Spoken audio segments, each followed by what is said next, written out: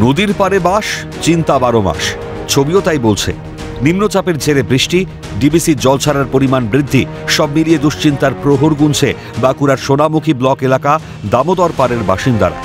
দামোদর নদের জলস্তর যতই বাড়ছে ততই বন্যার আশঙ্কায় ভুগছে দামোদর তীরবর্তী সমিতিমানা, কেনেটিমানা, রাঙামাটি সহ বিস্তীর্ণ এলাকার মানুষ। বৃষ্টির পরিমাণ আরও বাড়লে জলের নিচে চলে যাবে চাষের জমি, ফলে পুজোর মুখে ফসল নষ্টের আশঙ্কা কৃষকদের। অন্যদিকে বাজারে চড়ছে সবজির দামও।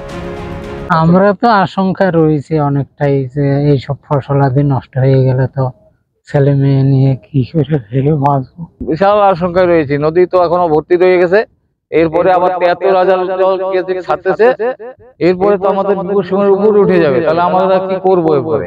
যাতে আমাদের এইটা একটু নিয়ন্ত্রণে করা যায় সেটা করুক সরকার। এটা যদি সরকার তরফ থেকে যদি ডিবিসিকে বলে জলটা কম ছাড়তে, তাহলে আমরা খুব উপকৃত হব। চাষের পক্ষে খুবই ভালো হবে।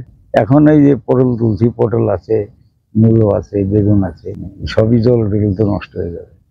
সোমবার লক্ষ্মী পুজো, কিন্তু তার আগেই দুর্যোগে লক্ষ্মীর ভাঁড়ার ফাঁকা হওয়ার আশঙ্কায় ঘুম উড়েছে কৃষকদের।